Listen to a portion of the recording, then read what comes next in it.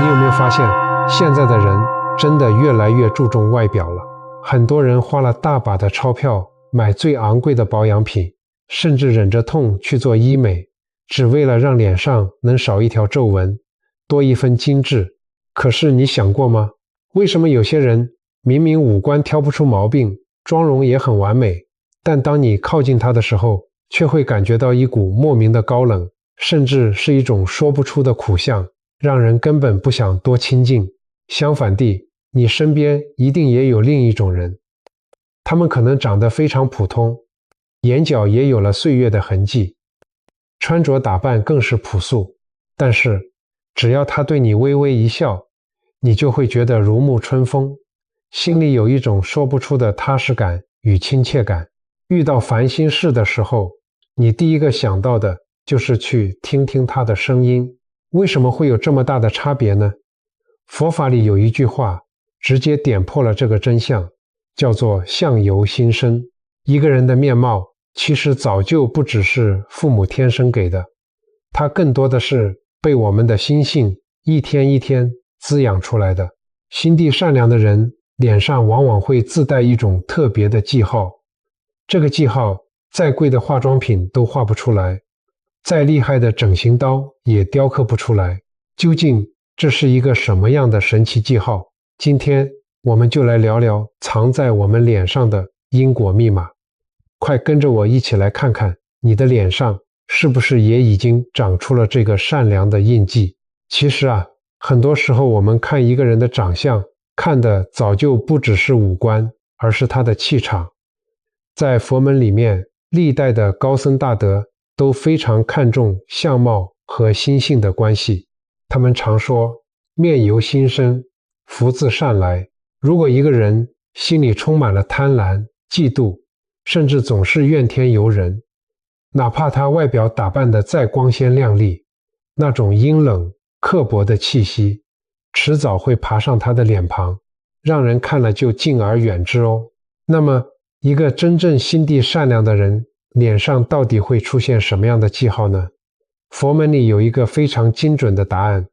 叫做柔和光明相。大家千万不要误会哦，这里说的柔和不是指个性软弱好欺负，它是一种温润如玉，让人如沐春风的气质。不管是眉眼之间还是嘴角的微笑，都透着一种宁静、温暖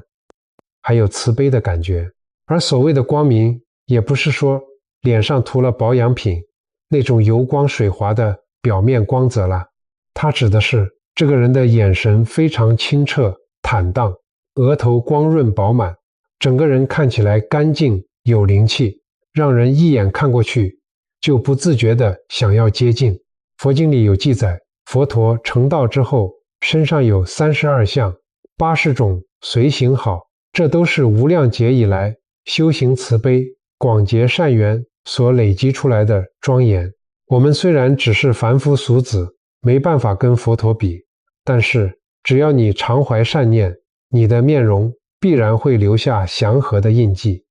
这就是因果自然运作的结果。我知道现在社会上很多乡亲会抱怨说，哎呀，做个好人好难，善良的人总是吃亏，总是受委屈。其实如果我们把眼光放远一点，从更高的维度来看，心地善良的人虽然眼前看似吃了点小亏，但命运其实正在暗中为他们累积无形的福报。你脸上的那份柔和与光明，就是你的福德，正在一点一滴累积，善果正在悄悄孕育，最直接的证明。说到这里，我想跟各位菩萨分享一个非常有名的佛教公案。这个故事稍微长一点，但我保证你听完之后一定会对相由心生这4个字有完全不一样的体会。在古时候，有一位手艺非常高超的雕刻家，他的雕刻技术简直是出神入化，但很特别的是，他最擅长雕刻的是夜叉和恶鬼。为了要把这些恶鬼雕刻得栩栩如生，他每天日思夜想，脑海里全都是那些面目狰狞、凶神恶煞的模样。他去揣摩鬼的愤怒，去体会鬼的嫉妒，甚至在雕刻的时候，他自己的表情也会不自觉地跟着扭曲起来。就这样过了好几年，他的名气越来越大，可是他身边的朋友却越来越少，甚至连走在街上，路人都会害怕，得躲开他。有一天，他偶然照了一下镜子，自己都吓了一大跳。镜子里的那个人眼神凶狠，眉头紧锁，满脸的戾气，简直就像是他亲手雕刻出来的夜叉一样。他这才惊觉自己的相貌不知道从什么时候开始已经变得这么可怕，这么丑陋了。他非常痛苦，四处求医，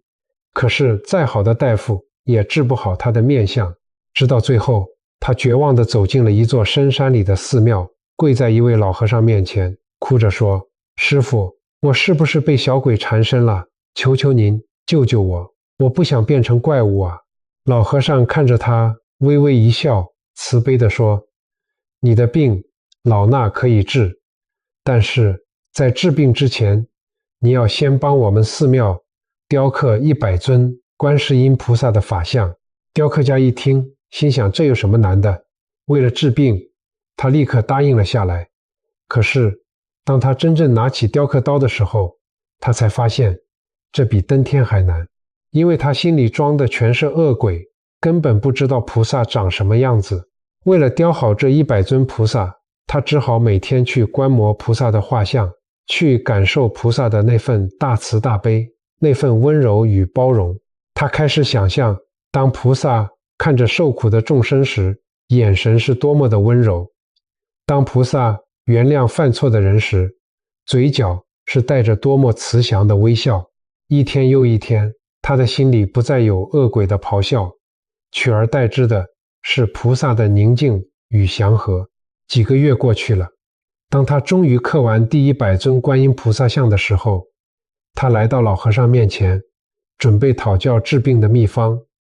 老和尚没有说话，只是默默地递给他一面镜子。雕刻家接过镜子一看，眼泪瞬间夺眶而出。镜子里的那个人哪里还有半点夜叉的影子？他的眼神变得无比清澈，眉宇之间透着一股温润如玉的光彩，嘴角挂着自然的微笑，整个人散发出一种让人想亲近的祥和之气。老和尚这才笑着对他说：“孩子啊，哪有什么小鬼缠身？当你心里装着恶鬼，你自然就长成了恶鬼的模样；当你心里装着菩萨，你自然就化身成了菩萨。这就是相由心生啊！”各位大哥大姐，听完这个故事，你有什么感觉呢？我们现在的人虽然不雕刻佛像，但是我们每一天每一个起心动念，其实都在雕刻我们自己的脸。你看现在的社会，有多少人每天都在雕刻自己的苦相，在家里受了气，心里就充满了怨恨，看到别人比自己好，心里就升起了嫉妒，对着伴侣，对着孩子，总是指责跟抱怨。你以为这些情绪发泄完就没事了吗？其实没有哦，每一次的生气都在你的眉间刻下一道深深的纹路，每一次的抱怨都让你的嘴角不自觉地下垂。久而久之，就算你花再多钱去打玻尿酸，去拉皮，也掩盖不住那种让人避之唯恐不及的阴沉气场。我们再来看看另外一个真实的对比。在古时候，有一位贫苦的老妇人，她没有钱保养，每天风吹日晒，在寺庙门口扫地。她不懂什么深奥的佛理，只会每天发一个愿：愿我扫除尘垢，亦能扫除众生心垢。她不计较得失，不抱怨贫穷，只是默默地把心里的垃圾跟着地上的落叶一起扫得干干净净。几十年下来，虽然她满头白发，皱纹爬满了脸，但她的面相却越来越庄严慈祥，甚至有路人看到她会不自觉地跪拜，称她为活菩萨。有人问她保养的秘诀，她只笑着说：心善了，脸自然就善了。多么震撼人心的一句话！对比我们现代人，每天拿着放大镜在镜子前找缺点，却忘了清理心里的灰尘。我们总以为改变命运要靠一张漂亮的脸蛋，却不知道真正能打动人心，能为你招来贵人与好运的，是你脸上那份由内而外无声流露出来的善意。我们刚刚说了古时候的故事，可能有些大哥大姐会觉得那是古代啊，现在社会这么现实，这套还管用吗？来，我再跟各位分享一个发生在我们现代非常贴近你我生活的真实故事。我认识一位陈阿姨，她大半辈子都在为家庭操劳，年轻的时候帮着先生做生意，老了又帮忙带孙子。可是不知道从什么时候开始，陈阿姨的脾气变得越来越大，脸上的苦相也越来越重。她总是觉得自己为这个家付出这么多，怎么都没有人懂感恩。儿子媳妇下班回来晚一点叫她吃饭，她心里就不高兴。去菜市场买菜，觉得老板算贵了5块钱，她也会站在摊位前跟人家理论半天，因为常年都在抱怨跟生气，她的眉头紧紧锁着，中间夹着一条深深的川字纹，嘴角总是往下掉，眼神看起来非常锐利。陈阿姨其实很爱漂亮，她花了不少钱去纹眉，去买高级的除皱霜，可是不管怎么弄，那张脸看起来就是充满了怨气。久而久之，邻居在巷口看到她都会刻意绕路走，连她最疼爱的孙子都不太敢靠近她，童言童语地说：阿嬷看起来好凶哦。这句话重重地伤了陈阿姨的心。有一天，她真的觉得心里好苦好委屈，就跑去常去的寺庙里拜拜。一见到师父，陈阿姨就忍不住红了眼眶，开始大吐苦水。师父啊，我这辈子没做过坏事，为了家庭做牛做马，为什么老了却落得大家嫌？我是不是注定就是一个没有福气，老了只能倒霉的歹命人？高僧静静地听着他发泄完，没有讲什么深奥的大道理，只是慈悲地微微一笑，给了他一个非常简单的功课。高僧说：陈大姐，从今天起，你每天去做3件小小的善事，不管多小都可以，但是有一个条件，做这些事的时候，心里绝对不能求回报，不要想着别人会感谢你，你就只是单纯的去给出一份善意。陈阿姨半信半疑，心想，做善事就能让我变好看吗？就能让家里人对我好吗？但她实在没有别的办法了，只好死马当活马医，乖乖听师傅的话。第一天，她去菜市场买猪肉，平常她总是习惯挑3拣4，还要硬凹老板送一把葱。那天，她结账的时候，看着满头大汗的老板，忽然想起师傅的话，她深吸了一口气，递过钱，微笑着说：老板，你每天透早起床切肉，真的很辛苦，你的肉总是最新鲜的，谢谢你啊。猪肉摊老板愣了一下，他在这边卖了几十年的肉，第一次听到这位出名难搞的陈阿姨跟他说谢谢。老板笑得合不拢嘴，立刻抓了一大把新鲜的葱塞进他袋子里。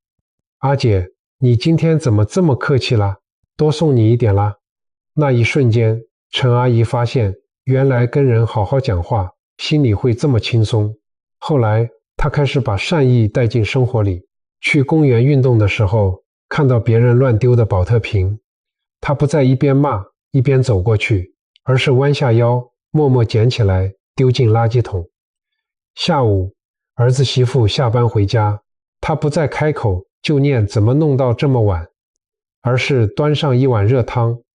温和地说一句：今天上班辛苦了，赶快喝口汤。一开始他还会在心里默默数着，今天做了1件、2件、3件，心里多少还是有些刻意。可是1个月过去了，3个月过去了，奇妙的事情发生了。他发现自己不再每天盯着镜子抱怨长相了，他的心情变得非常开朗，因为他每天都在体会被需要、被感谢的快乐。身边的人对他的态度也悄悄改变了。以前觉得他难相处的邻居，现在碰到面都会主动停下来跟他聊上2句。媳妇假日也会主动拉着他的手，说要带他去吃好料的。大家忽然发现，跟陈阿姨相处起来有一种说不出的舒服跟踏实。就这样，整整1年的时间过去了。过年的时候，全家人拍大合照。陈阿姨看着洗出来的照片，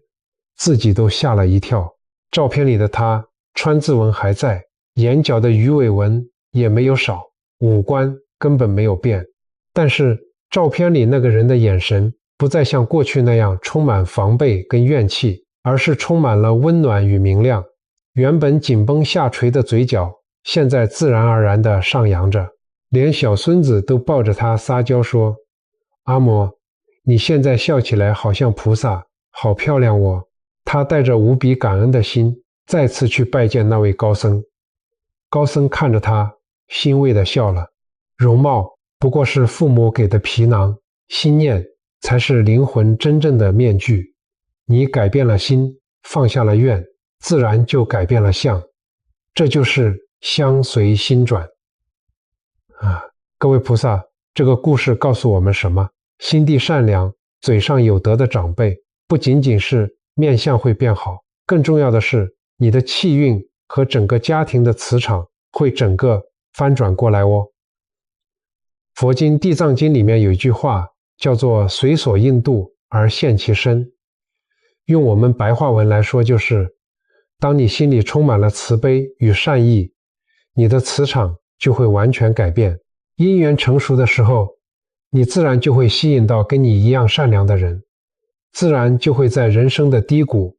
遇到愿意拉你一把的贵人，自然会在你最需要的时候得到不可思议的保护跟帮助。这绝对不是迷信，也不是偶然，因为人与人之间都是有感应的，你给出去的善意最终都会化成无形的福报，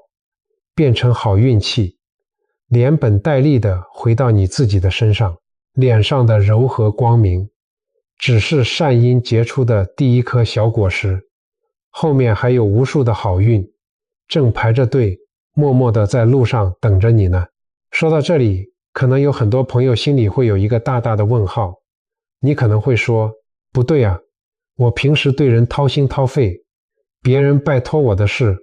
我从来都不懂得拒绝，可是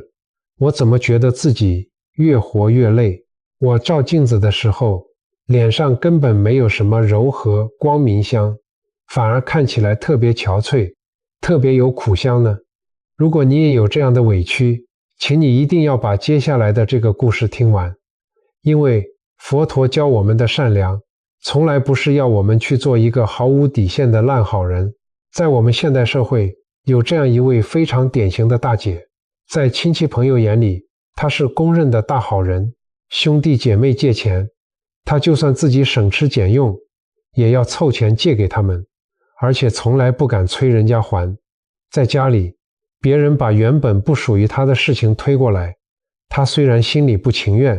但嘴上总是说没关系，我来帮忙就好。她以为只要自己不断的付出，不断的退让，就能换来大家的喜欢，就能累积自己的福报。可是结果呢？兄弟姐妹把他的帮忙当作理所当然，甚至因为借钱的事情翻脸不认人，身边的人更是得寸进尺，所有的烂摊子都往他身上丢。那段时间，这位大姐的气色差到了极点，她的黑眼圈很重，皮肤暗沉，眉头总是不自觉地皱在一起。她不仅身体累，心更累。她觉得这个世界太不公平了，为什么自己这么善良，却要承受这么多的痛苦？为什么那些自私的人反而活得那么滋润？带着满腹的委屈跟不甘心，她来到寺庙，跪在佛像前大哭了一场。一位路过的老和尚看到她哭得这么伤心，便请她到禅房里喝杯茶。大姐一边擦眼泪，一边把自己的遭遇一五一十地告诉了老和尚。他问：师父，佛经不是说善有善报吗？我这么善良，为什么我的命这么苦？为什么我的脸上一点都看不到您说的那个福气跟光芒？老和尚静静地听完，为他倒了一杯热茶，然后温和地说了一句非常重的话。老和尚说：孩子，你那不叫善良，你那是愚痴啊。佛门里有一句话叫做慈悲生祸害，方便出下流。没有智慧的慈悲不但会毁了你自己，也会害了别人。大姐听了，整个人愣住了，她一直以为自己是在行善，怎么反而变成害人了？老和尚指着窗外的一盆盆栽，继续说：你看那盆花，如果你每天给它浇一点水，它会长得很茂盛。可是如果你害怕它渴，每天不停地给它灌水，最后的结果是什么？它的根会烂掉，这盆花就死了。你以为你在帮它，其实你是在杀它。老和尚看着大姐的眼睛，语重心长地说：人与人之间的因缘也是一样的，每一个众生都有他自己必须承担的业力跟功课。当你毫无底线的去帮别人承担责任，你其实是在剥夺他们成长的机会，你在滋养他们的贪婪跟依赖，你委屈了自己，又纵容了别人造恶业，这怎么会是真正的善呢？真正的善良是慈悲加上智慧，是懂得缘起缘灭，懂得适时而为。听完老和尚的这番话，这位大姐恍然大悟，眼泪再次流了下来。但这一次不是委屈的眼泪，而是觉醒的眼泪。从那天起，她学会了一件非常重要的事情，那就是说不。当亲戚再次以不合理的理由来借钱时，她微笑着，但语气坚定地拒绝了。我很关心你，但这笔钱我不能借，因为你需要学会对自己的人生负责。当别人再次想把事情推给他的时候，他平静地说：这不在我的能力范围内，我自己的事情也很满了，请你自己处理。一开始，身边的人非常不习惯，甚至有人会在背后说他变自私了，变冷酷了。他心里也曾有过短暂的挣扎跟愧疚，但是当他坚持了一段时间之后，他发现自己的生活发生了翻天覆地的变化。那些总是想占他便宜的人渐渐地远离了他，而那些真正尊重他、珍惜他的人反而跟他走得更近了。他不再需要每天熬夜帮别人收拾烂摊子，他有了时间去散步、去阅读、去安静地打坐。最神奇的是他的脸，因为心里的憋屈跟怨气消失了，他不再总是皱着眉头，他的睡眠变好了，气血通畅了，原本暗沉的皮肤竟然透出了一种健康的光泽。他的眼神不再像过去那样充满疲惫跟讨好，而是变得清澈、坚定、有力量。身边的朋友都惊讶地说：大姐，你最近是不是去做了什么保养？怎么整个人看起来容光焕发，有一种说不出的漂亮跟气质？他只是微微一笑，心里非常清楚，这不是任何化妆品的功劳，而是因为他终于找回了自己，给自己的善良穿上了一层智慧的防护罩。各位菩萨，这个故事告诉我们一个非常深刻的道理：善良的人在行走世间的时候，千万不可以太过天真。你要学会保护自己的善良，绝对不能让它被别人的恶意给污染了，更不能让你的好意变成别人的依赖，甚至变成伤害别人的利器。就像高僧常常提醒我们的，善良要有光，但更要有锋芒；慈悲要有心，但更要有智慧。只有当你懂得了辨别因缘，懂得了渡人也要渡己，你的善良才不会变成刺向自己的刀。也只有这样，你脸上那份柔和光明之相，才能真正成为你这一生躲也躲不掉的护身符。前面我们说了这么多因果，这么多故事，可能有些大哥大姐会想，师父啊，我每天做家事、带孙子，忙都忙死了，哪有时间去深山里修行？我该怎么养出这种柔和光明相呢？大家千万不要把修行想得太复杂。六祖慧能大师说过，佛法在世间，不离世间觉。真正的道场不在深山老林里，而在我们的日常生活里，在我们的每一个起心动念之间。今天我就给大家分享4个你今天看完这支影片立刻就可以开始做的微小行动。只要你愿意每天跟着做，不需要花你半毛钱，你的气色、你的面相、你的磁场一定会发生不可思议的改变。行动1，睡前3分钟的心灵卸妆。大家每天晚上睡觉前，不管多累，一定会去洗脸，对吧？因为你不想让脸上带着灰尘过夜，怕皮肤会变差。但是你有没有帮你的心卸妆呢？今天从现在开始，每天晚上躺在床上的时候，给自己3分钟的时间，闭上眼睛，深呼吸，在脑海里把今天遇到那些让你生气的人，让你受委屈的事，全部打包起来，然后在心里默默地对他们说，不管是谁欠了谁，今天的事情就到今天为止，我原谅你，我也放过我自己，不要让今天的怨气陪着你过夜，带着清净的心入睡，隔天醒来，你的眉宇之间自然就不会有戾气。这就是最顶级的睡眠保养法。行动2，把抱怨换成祝福的说话练习。我们每天都在说话，但你可能不知道，你说出口的话其实就是一种咒语，会直接影响你的面相。总是爱抱怨的人，嘴角会慢慢往下掉，变成一种苦相。所以从今天起，我们来玩一个说话的游戏。当你遇到倒霉事，忍不住想说我怎么这么衰的时候，立刻把它换成这一定是在帮我消业障。太好了，看到别人赚大钱，子孙孝顺，不要酸溜溜地说有什么了不起，请你在心里默默祝福他，愿你越来越好，我也会跟着越来越好。当你嘴里吐出的都是善意跟祝福，你的气场瞬间就会变得温暖，别人靠近你就会觉得如沐春风。行动3，每天1次的无相微布施。很多人以为布施就是要捐很多钱，其实佛门里有无畏施和严施。什么意思呢？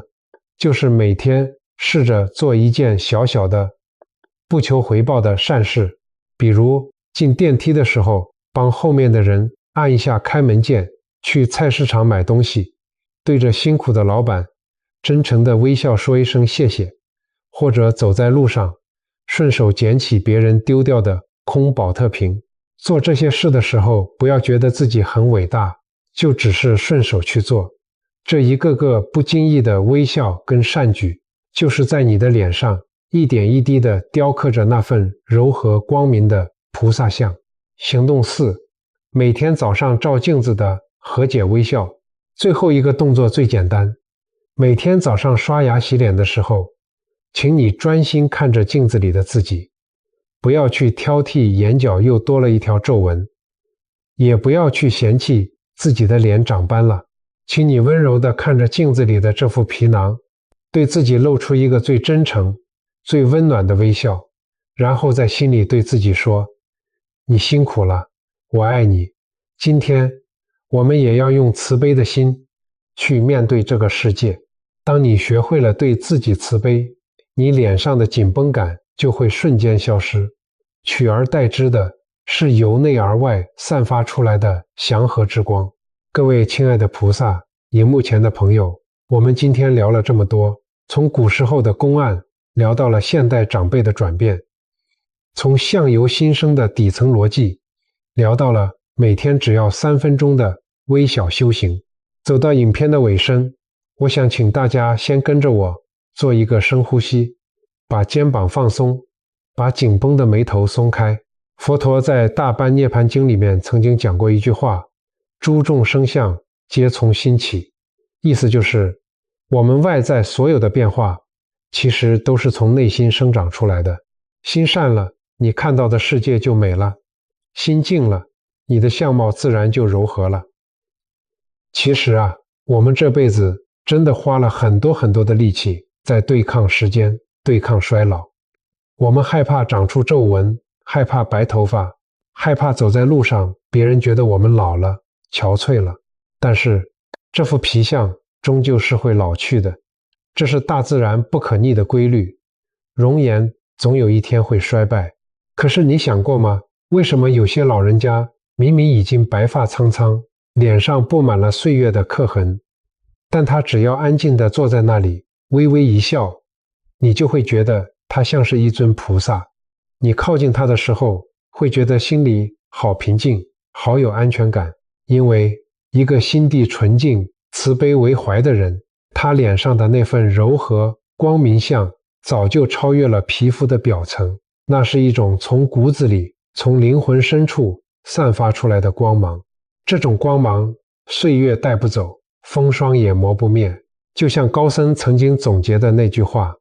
脸上的记号是心地种下的花，心若长春，容颜不败；心若慈悲，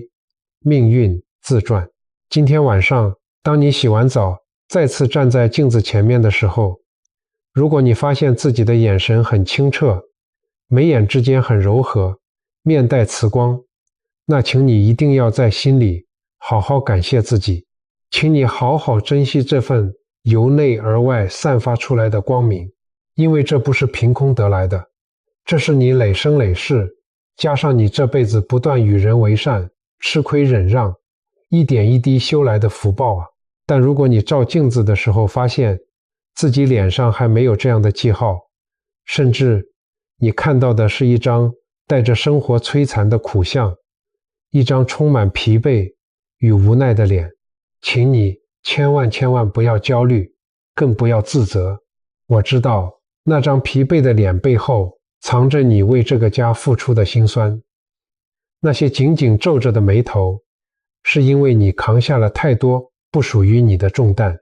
你的苦相不是因为你不好，而是因为你太累了。佛菩萨看见了你的委屈，也懂你的辛苦，所以从今天，从现在开始，让我们把过去那些沉重的包袱通通卸下来吧。我们发心修善，把刚刚影片里提到的那4个微小行动落实在生活里。睡前原谅别人，早上对着镜子微笑，在每一个起心动念之间去播下善良的种子。佛门里有一句话叫做一灯能除千年暗，哪怕你的心里曾经有过1000年的黑暗与委屈，只要你今天点亮了这盏善良的灯，黑暗瞬间就会退散。总有一天，你一定会在镜子里看见那个温暖、慈悲而且充满光明的自己。而当你带着这张柔和光明的脸庞走在街上，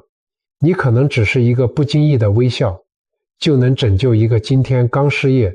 或者刚失恋的陌生人，你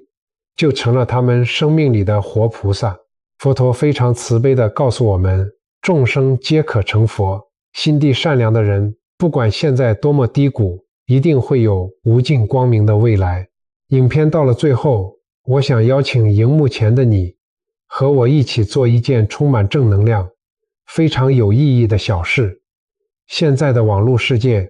充满了太多的酸言酸语和暴戾之气。今天既然我们有缘分在这里相聚，我想请你把这支影片的留言区当作是我们共同点亮的一盏光明灯。请你在下方的留言区留下一句你的善言，或者是一句简单的祈福。你可以写下愿相随心转，心怀慈悲，或者是愿所有善良的人眼中有光，脸上有暖，好运常伴。当你愿意放下手边的事情，在键盘上敲下这份善意，送出这份祝福的时候，当有几千人、几万人都在这里留下善念的时候，这个留言区就会形成一个无比强大的正向磁场。而这份柔和的光芒，其实在这一刻就已经开始在你的脸上生根发芽了。你送给别人的祝福，最终都会化作你脸上的福相，连本带利地回到你身上。感谢大家今天的陪伴与倾听，这是一场非常美好的修心之旅。愿所有善良的朋友们未来都有无限的福报，步步莲花，日日增上。我们下期影片再见。